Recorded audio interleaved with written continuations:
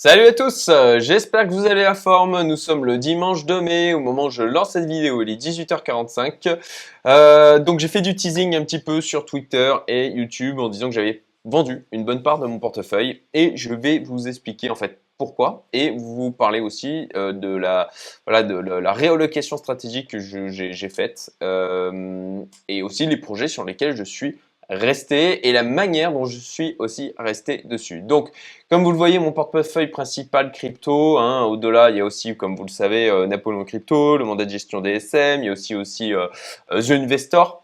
Mon portefeuille principal crypto est à plus 625%. Donc je suis revenu en tout cas hier, voilà, j'en étais de nouveau j'ai plus que 10% à faire sur l'ensemble du portefeuille pour atteindre ma target sur ce portefeuille principal. Et c'est posé de nouveau cette question qui a été nourrie avec d'ailleurs les choses que j'ai pu partager ces dernières semaines, notamment le travail que j'avais fait et si je rentrais maintenant, si j'y pense, je vous mettrai le lien vers la vidéo à droite, qui avait pour objectif, à la fois moi de faire une réflexion sur le sujet. Je me disais, ok, je me pose aujourd'hui un petit peu, je fais table rase de là le portefeuille que j'ai actuellement et sur quoi je me positionnerai aujourd'hui, compte tenu des connaissances bien sûr que j'ai du marché et de mon analyse du marché.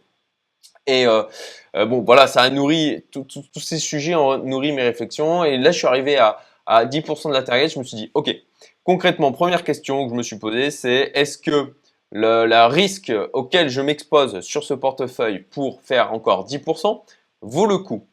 La réponse à ça était concrètement non.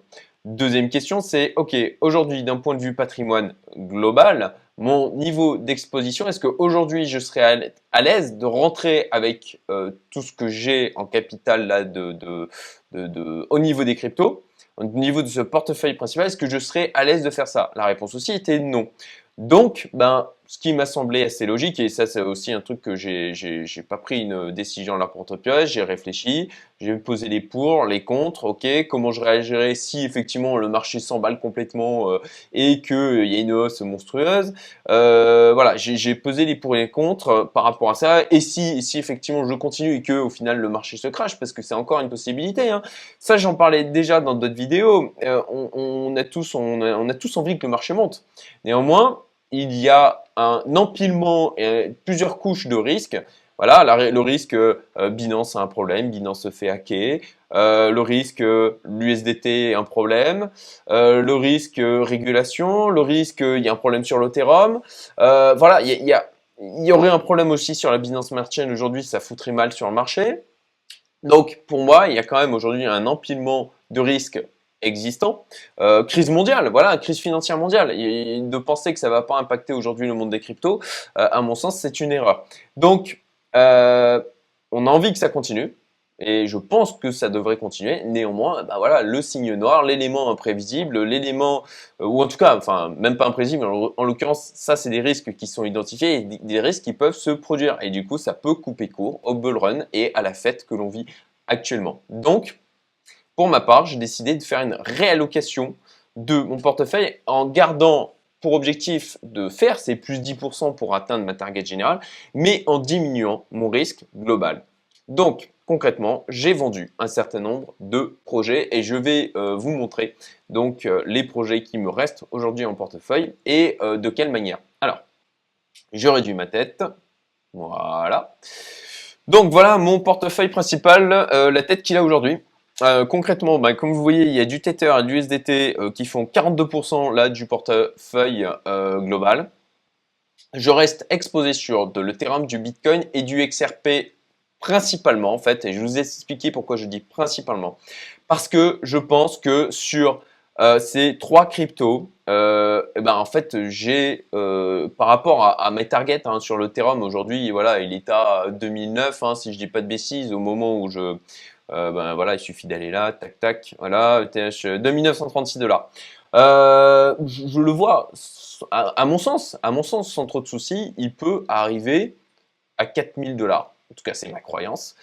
Et juste l'Ethereum arriverait à 4000 $ que je dépasserai les 10% restants vu le niveau d'exposition que j'ai sur mon portefeuille principal, puisqu'il fait quand même l'Ethereum aujourd'hui 27%. De la même manière, je l'avais partagé sur ma chaîne, je me suis explosé de manière plus importante sur l'Ethereum depuis 2 mois, tout simplement parce que je pensais que, même chose, hein, j'ai vendu du Bitcoin notamment pour acheter de l'Ethereum parce que eh ben, le niveau de risque, à mon sens, sur le potentiel de hausse versus le risque que je prenais, ben, c'était pour moi la même chose, à peu près la même chose que sur le Bitcoin en termes de risque, mais avec un potentiel de hausse qui était plus élevé. Et bon, ben, manifestement, jusqu'à maintenant, vu que j'en ai racheté principalement autour des 2000-2100 $, et ben, ça me donne pas tort, tout simplement. Voilà. Ensuite, même chose sur le XRP, bon bah 6,29%, donc ça reste une allocation raisonnable, mais je pense qu'il peut arriver. Pareil,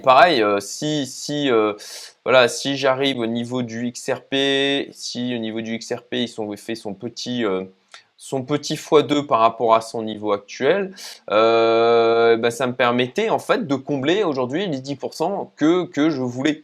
Donc, et je pense, alors, je parle, je cherche le XRP, voilà, XRP USD, voilà, tac, alors je suis en 4 heures, je vais passer en daily, tac, voilà, et ben, vous voyez, hein, je me suis mis un petit potentiel de hausse là, effectivement, je pense qu'il peut, alors 1,57, voilà, un x2, ça l'amènerait à son ATH en fin de compte.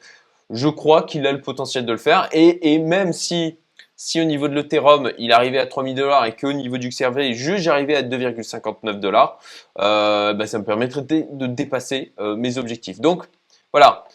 Est-ce que ça valait le coup de rester sur des projets comme AAV notamment, comme Curve, comme BNB, hein, j'ai hier vendu tous mes BNB. Je n'ai plus de BNB en portefeuille. Alors bah oui, bah, j'étais à un plus 800%, donc forcément au bout d'un moment, ça me semble quand même suffisant en termes de hausse, en termes de bénéfices pris sur le BNB. Donc ben voilà, de la même manière, ça me semblait cohérent de vendre, ni plus ni moins. Et puis encore une fois, hein, je pense le BNB a encore du potentiel de hausse.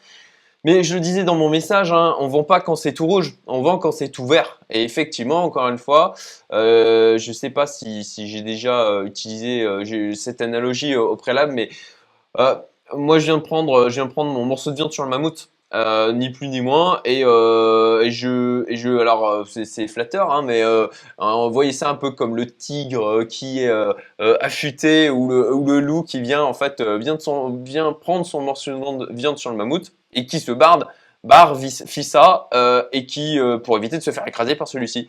Et moi concrètement, le marché, eh ben c'est un mammouth et j'essaye d'être rapide, flexible, alerte et de venir prendre mon morceau de viande et vite me barrer, ni plus ni moins. Voilà. En tout cas, c'est une analogie que j'aime bien. Et puis en plus de ça, c'est flatteur pour ma personne hein, de m'associer à un tigre ou un loup. Euh, voilà. Donc, grosso modo, du coup, je garde du Cardano. Alors, le Cardano, des ordres. J'ai un ordre de vente, tout simplement. Là, je me suis pas mis de stop limit. Je me suis mis un ordre de vente à 1,43 $ pour l'ensemble de mon Cardano. Ensuite, le Polkadot, j'ai un stop limit que je vais remonter au fur et à mesure. Tout simplement, là, mon stop limit est à 34,7 $. Ou pas, hein, potentiellement, hier, j'avais mis un stop limit sur le BNB à 603 $. Il a été touché. Et ben voilà, c'est vendu. L'objectif, je l'avais partagé aussi dans une autre vidéo, c'est tout simplement de mettre des stop limits et de le remonter potentiellement petit à petit si le token, la crypto, continue sa hausse. De la même manière, Theta, j'ai un stop limit à 10,16 $ et le AVAX, un stop limit à 38. Voilà. Non, pardon, le AVAX, j'ai une vente. J'ai même pas un stop limit. Pareil, le AVAX, j'ai une vente. Voilà, à 38 $. Si je chope les 38 $, je pense il va choper les 38 $. Et ben, je vendrai, ni plus ni moins. Voilà, en gros. Hein. Alors, je garde des petits trucs. Le Ecomi, je garde le XSL Labs. Voilà, ça j'y touche pas. Et je voulais aussi vous partager un truc. Alors, franchement, hier, pour faire mes mouvements de vente, ça m'a pris 5 heures. Je vous invite, lorsque vous vendez massivement comme ça, eh ben, de vous prendre du temps, de vous caler du temps pour ne pas être dérangé parce que je me suis fait une frayeur en fait hier. Je vous ai expliqué le truc. Et donc en fait, oui voilà, juste prenez du temps. Prenez du temps, restez concentrés.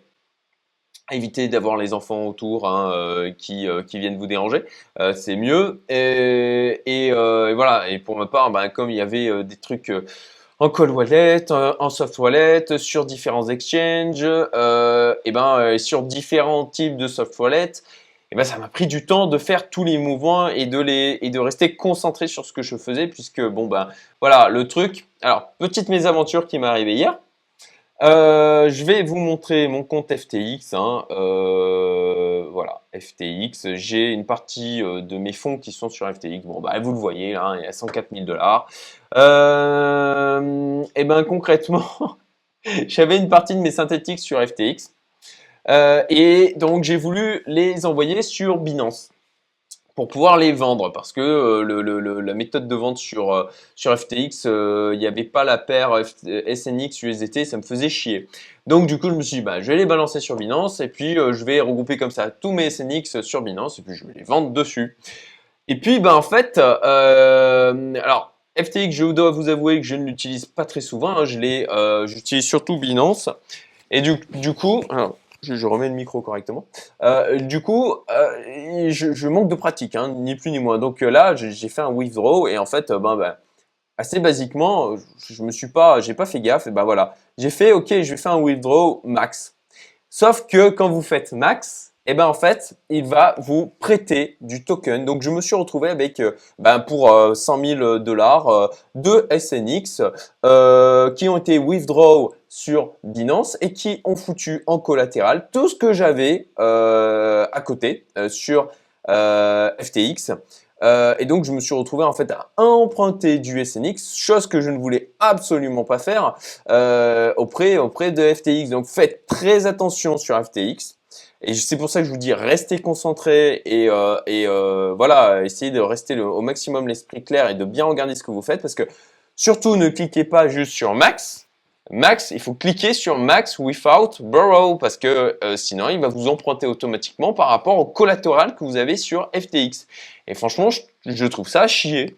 Donc je me suis retrouvé avec pour 100 000 $ de SNX sur Binance, ce que je ne voulais absolument pas. J'ai regardé mon solde de SNX, je me suis dit mais c'est bizarre, j'ai beaucoup plus de SNX que ce que je pensais avoir. Et c'est là où je me suis rendu compte qu'en fin de compte, j'en avais emprunté. Et là où, en plus c'est rigolo, c'est que j'ai voulu donc renvoyer mes SNX de Binance vers FTX. Et là donc je me dis, je vais pas le faire d'un seul coup, il y en a quand même pour 100 000 $, je vais juste en envoyer 50 déjà pour tester. J'en envoie 50 sur la Binance Smart Chain vers l'adresse FTX. Et en fait, la Binance Smart Chain ça fonctionne pas, ni plus ni moins. Donc j'envoie mes 50 SNX pour tester. Puis j'attends une demi-heure, trois quarts d'heure, toujours pas arrivé. Je me dis, c'est bizarre. Bon, peut-être que j'ai mal regardé le solde, tout simplement, et peut-être qu'ils sont bien arrivés. C'est bizarre, je les vois pas dans Deposit. Bon, allez, j'en renvoie 50 pour tester. Pareil, j'attends une demi-heure, toujours pas. Et là, je me dis, ouais, je vais peut-être un peu plus creuser sur Internet, regarder s'il y a pas un problème. Et effectivement, FTX ne prend pas en charge la Binance Smart Chain, ce qui fait que j'ai perdu 100 SNX, 1500 € à peu près, hein, tant pis pour moi. J'ai fait une demande au support, hein, sait-on jamais, peut-être que je pourrais les récupérer. Mais heureusement, je n'ai pas balancé d'un seul coup mes SNX via la Binance Smart Chain. Donc du coup, il faut les envoyer avec le protocole ERC20. Et certes, vous prenez des frais qui sont pas anodins. Mais c'est toujours mieux que de perdre vos tokens. Voilà, c'était ma petite mésaventure d'hier où j'ai un petit peu transféré pendant un moment.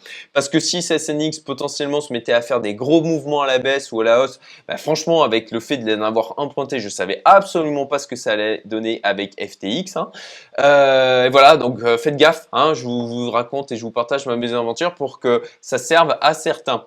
Donc voilà, voilà, je crois que j'ai fait le tour hein, concrètement, les trucs sur lesquels je me suis positionné. Ensuite, en termes de diversification, pour ma part, je vais donc j'ai toujours, comme je vous l'avais dit, hein, j'ai Napoléon Crypto, j'avais mis 100 000 € dessus, là je suis à 160, un peu plus maintenant. J'ai le mandat de gestion d'Alex où j'ai 100 000 aussi et je pense plus maintenant aussi de la même manière, mais on a des rapports trimestriels donc j'attends fin juin pour en savoir plus. J'ai 50 000 chez The Investor qui ont bien performé, hein, je suis à 54 là. Donc pour l'instant, bah, je suis agréablement surpris, hein, je vous l'ai dit. Effectivement, le marketing sous The Investor peut être bah, sincèrement discutable, hein. Franchement, moi, il me faisait un peu flipper. C'est tout simplement parce que j'ai rencontré Alessandro, que j'ai échangé avec lui. Ça fait 2 mois que j'ai échangé avec lui. J'ai eu l'occasion d'échanger avec la personne, leur expert trader Bitcoin qu'ils ont qui gère la plupart des trades, si ce n'est tous les trades d'ailleurs, ben, concrètement ça m'a rassuré, que je me suis dit ok c'est des gens sérieux, et même si le marketing peut être un petit peu, comment dire, ben bling bling, je sais pas, hein. Alors je lui ai dit à Alessandra, hein, je me suis ouvert avec lui, j'ai essayé de lui dire que c'était sans aucune condescendance, que c'était d'un entrepreneur à un autre, et que c'était les retours qu'on m'en avait fait, et que c'était aussi le sentiment que ça me donnait à première vue. Néanmoins, ben, en creusant, en parlant avec Alessandro, c'est vraiment quelqu'un de génial. J'apprécie vraiment d'échanger avec lui. Manu, qui est leur expert trader, est vraiment sympa, très très sympa aussi. Vraiment un beau niveau. Et puis d'ailleurs, avec les trades qui passent, je suis assez impressionné des performances, même des premières performances que j'ai eues. Et puis aussi de leur historique, hein. Franchement, j'attendais vraiment d'expérimenter le truc. Bon, alors j'ai juste commencé il y a quelques jours, hein. Il va falloir laisser passer encore quelques semaines. Mais en tout cas, j'étais impressionné par leur performance aussi passée. Donc voilà, à voir ce que ça donne dans le temps, ni plus ni moins. Et d'ailleurs, j'ai un call avec Emmanuel demain matin 6h30 pour discuter à nouveau avec lui du marché en général. Ça va être assez cool. Voilà, il y a aussi des lives, hein. D'ailleurs, il y avait un live aujourd'hui à 4h avec Emmanuel qui parlait du marché dans son ensemble. Et je trouvais son analyse et ce qu'il disait assez pertinent. Voilà, pas d'accord avec tout. On a des divergences de points de vue, mais ce qui fait aussi la richesse des échanges. Voilà, je ne sais pas combien de temps ça fait que je blablate. J'espère que vous avez trouvé intéressant ce que je vous ai apporté dans cette vidéo. Et puis, bah, comme d'habitude, j'ai oublié de dire un petit like pour faire plaisir, pour me soutenir, pour soutenir la chaîne. Et puis, partage de la vidéo si vous avez trouvé ça intéressant. Et puis, un petit commentaire, hein, pour le référencement. Et puis aussi pour, si vous le souhaitez, me remercier. Ça aussi, ça me fait toujours plaisir. Voilà. Je ferai aussi prochainement une vidéo fac. Donc, si vous avez des questions de manière générale, mettez-les en commentaire de la vidéo. Ça va booster le référencement. Et en plus de ça, ben, j'y répondrai dans une prochaine vidéo fac. Puisque ben, j'ai pas mal de choses, pas mal de questions qui commencent à venir. Vu que, ben, d'ailleurs, oui, merci à tous. On a passé les 3000 abonnés. C'est cool.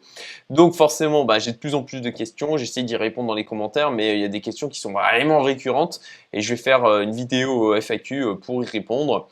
Voilà tout. Je vous ai dit tout ce que je vais à vous dire. J'espère que ça vous fera réfléchir par rapport à votre allocation.